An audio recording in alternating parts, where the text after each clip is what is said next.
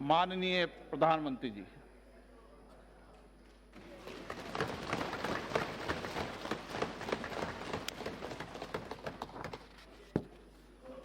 माननीय अध्यक्ष महोदय,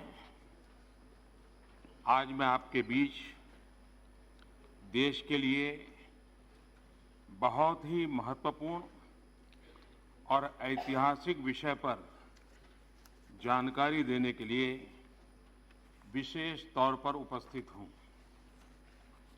ये विषय करोड़ों देशवासियों की तरह ही मेरे हृदय के भी करीब है और इस पर बात करना मैं अपना बहुत बड़ा सौभाग्य समझता हूं। ये विषय श्री राम जन्मभूमि से जुड़ा हुआ है।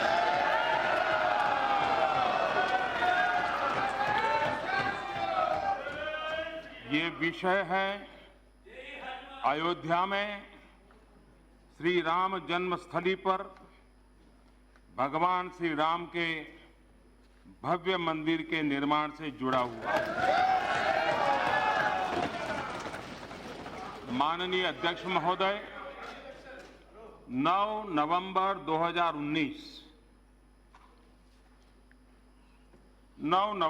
2019 को मैं करतारपुर साहिब कॉरिडोर के लोकार्पण हेतु पंजाब में था। गुरु नानक देव जी का 550वां प्रकाश पर्व था। बहुत ही पवित्र वातावरण था। उसी दिव्य वातावरण में मुझे देश की सर्वोच्च अदालत द्वारा राम जन्मभूमि विषय पर दिए गए ऐतिहासिक फैसले के बारे में पता चला था।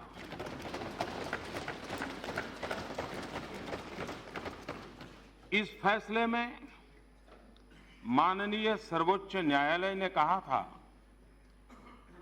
कि श्री राम जन्मभूमि के विवादित स्थल के भीतरी और बाहरी आंगन पर रामलला विराजमान का ही स्वामित्व है।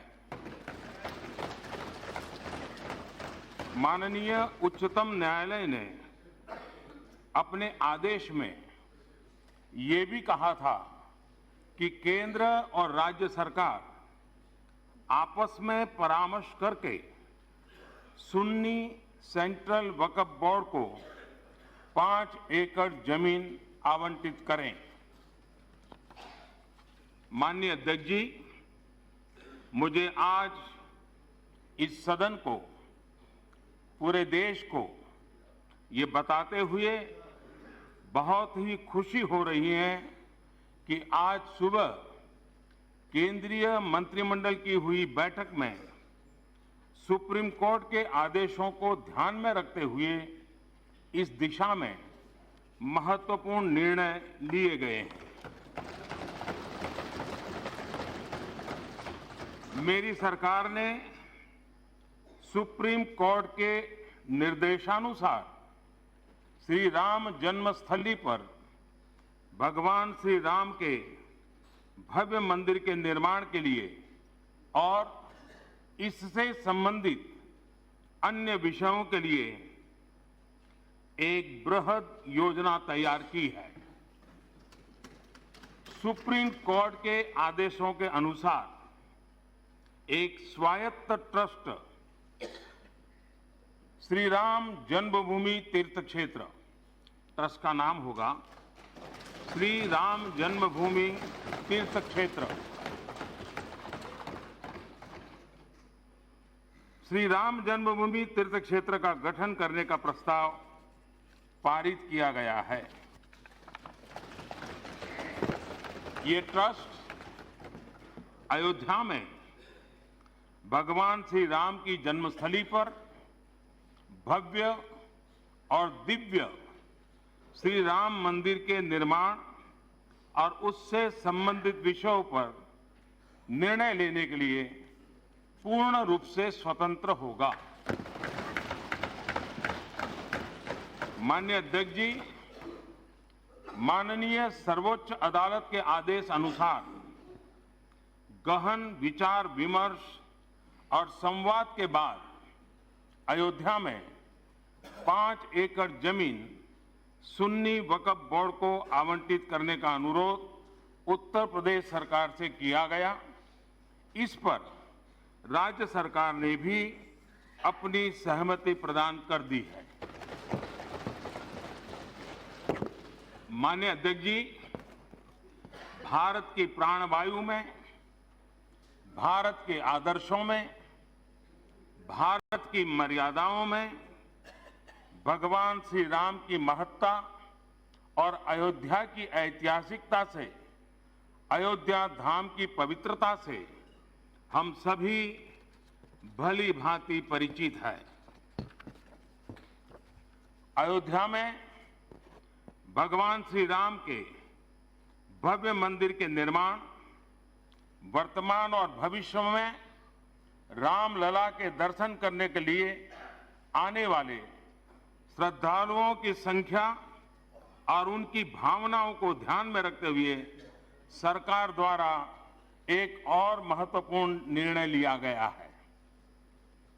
मेरी सरकार ने फैसला किया है कि अयोध्या कानून के तहत अधिगृहित संपूर्ण भूमि, जो लगभग 67.703 एकड़ है और जिसमें भीतरी और बाहरी आंगन भी सम्मिलित है, उसे नवगठित श्री राम जन्मभूमि तीर्थ क्षेत्र को हस्तांतरित किया जाए।